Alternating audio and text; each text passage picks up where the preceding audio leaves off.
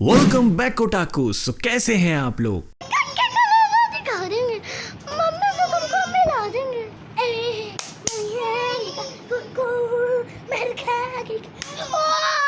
खत्म मम्मी आ गई का तुम मार खा गई का। So today in this video हम कवर करेंगे top 10 Mangekyou Sharingan users in Naruto. So without wasting any time let's hit the intro.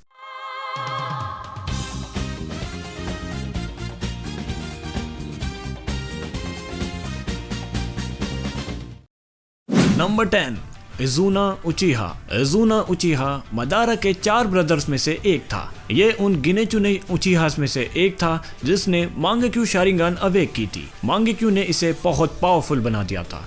मतलब वो मदारा के साथ अपनी क्लैन को लीड कर रहा था और वो भी बहुत यंग एज में। इसने काफी सेंजू शिनोबिस को भी मौत के घाट उतार दिया था, बट एंड में इसे तोबिरामा ने मार दिया था और इजुना की मांगेक्यू शारिंगन की एबिलिटीज कभी भी रिवील नहीं हो पाई। Number 9 Fugaku Uchiha. Fugaku Uchiha Itachi और सासुके का फादर था और लास्ट नोन लीडर था उचिहा क्लैन का। फुगाकू भी मांगेक्यू शारिंगन की एबिलिटीज को पोजेस करता था जो कि बहुत ही स्ट्रॉन्ग थी। नारुतो शिपुडेन में और इताची की नोवेल में इसके बारे में बात करी गई है। फुगाकू की पावर्स समहाउ मिनाटो से काफी मिलती थी। इसकी मांगेक्यू शारिंगन की पावर्स नाइन टेल को कंट्रोल करने के लिए भी काफी थी। इताची भी इसी वजह से डाउट में था कि कॉम्बैट के दौरान क्या वो अपने फादर को हरा पाएगा या नहीं। नंबर 8 दांजो शिमुरा। दांजो कोनोहा का काफी स्ट्रॉन्गेस्ट निंजा है और उसने जो विलेज की प्रोटेक्शन के लिए घिनौने काम किए हैं वो तो आपको पता ही होगा। वैसे इसकी शक्ल देखकर एक ही शब्द आता है, और तेरी अकल एक बराबर है हरामी।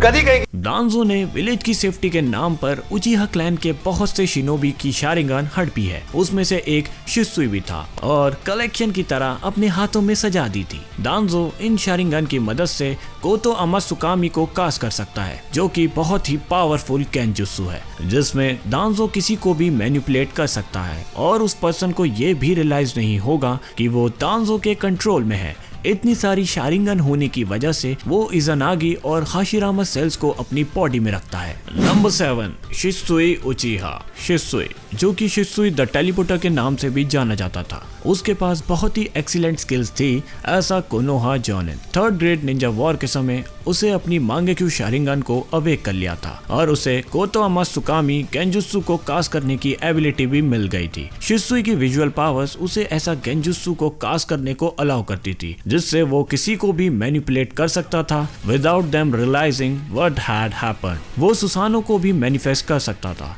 वो उन कुछ शिनोबीज में से एक था जिन्हें नारुतो वर्ल्ड में हराया नहीं जा सकता है। नंबर 6 इंद्रा ओत्सुकी। इंद्रा हागोरोमु का पहला बेटा था। वो इतना टैलेंटेड था कि वो हर चीज में बेस्ट परफॉर्म करता था। उसने अपने पापा का स्ट्रॉन्ग चक्रा इनहेरिट किया हुआ था और शारिंगन भी।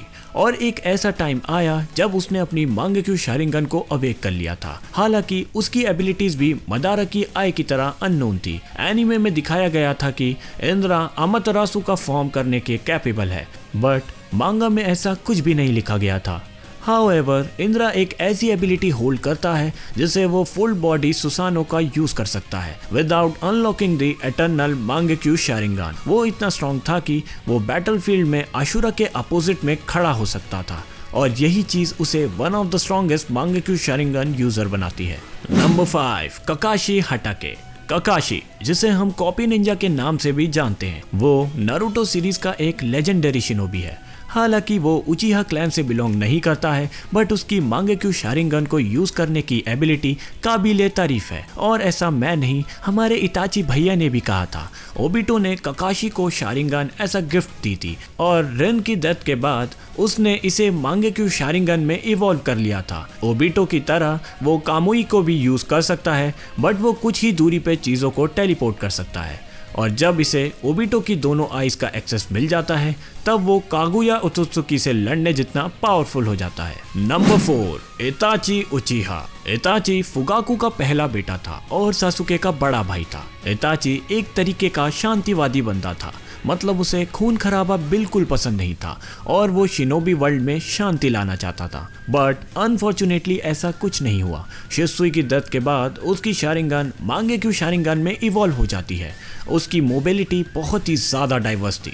वो अपनी लेफ्ट आई में अमातेरासु पोजेस करता था जो उसे किसी भी चीज को जला देने की एबिलिटी देती है, और उसकी राइट आई में सुकुयोमी गेंजुत्सु पोजेस करती थी जो कि स्पेस एंड टाइम को कंट्रोल कर सकती है। उसकी मांगेक्यू शारिंगन की वजह से वो बहुत ही ज्यादा पावरफुल था। Number 3, Obito उचिहा। ओबिटो की शारिंगन की पावर्स के बारे में हमें बहुत लेट पता चला। जब उसे पता चलता है कि काकाशी ने रिन को मार दिया है, तब उसकी लेफ्ट आई में मांगेक्यू शारिंगन अवेक हो गई थी। ओबिटो की मांगेक्यू शारिंगन की पावर्स, जो कि कामुई के नाम से भी जानी जाती है, उसे अपने बॉडी पार्ट्स को एक डायमेंशन से दूसरे डायमेंशन में टेलीपोर्ट करने की एबिलिटी देती है, जिससे ऐसा लगता है कि वो इंटेंजिबल है। वो उन लोगों को भी अपने साथ टेलीपोर्ट कर सकता है जिनको उसे कभी छुआ हो, और कुछ सालों में उसने इस आर्ट को परफेक्ट कर लिया था।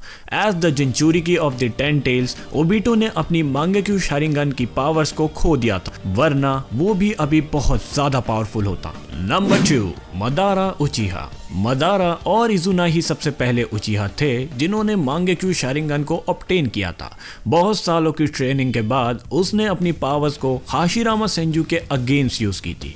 हाशिरामा की एस्ट्रोनॉमिकल पावर के कारण उसने और ज्यादा पावर्स की मांग की। उसके भाई की डेथ के बाद उसने अपने भाई की आंखें निकाल ली ताकि वो एटर्नल मांगेक्यू शारिंगन को गेन कर सके। अपनी एबिलिटी की मदद से वो फुल बॉडी सुसानो को यूज कर सकता था, यहाँ तक कि वो एक मामूली स्लैश से भी एक माउंटेन को 2 हिस्सों में तोड़ सकता था। इंटरेस्टिंगली, हमें मदारा की मांगेक्यू शारिंगन के बारे में ज्यादा बताया नहीं गया, जबकि वो सबसे पहला था जिसने उसे ऑब्टेन किया था। तो नंबर 1, अब तक तो आप लोग जान गए होंगे कि नंबर 1 पर कौन है, जो कि आप नारुतो की लाली देखकर पहचान सकते हैं। सासुके उचिहा। उसने अपनी शारिंगन को तेंची ब्रिज में अपने फर्स्ट मिशन के दौरान अवेक किया था। इताची की डेथ के बाद उसने अपनी मांगेक्यू शारिंगन को भी अवेक कर लिया था, जो कि बहुत ही ज्यादा स्ट्रॉन्ग और खतरनाक एबिलिटीज पोजेस करती है। उसकी लेफ्ट आई में अमातेरासु थी, जबकि उसकी राइट आई किसी भी जुत्सु को मैनिपुलेट कर सकती थी।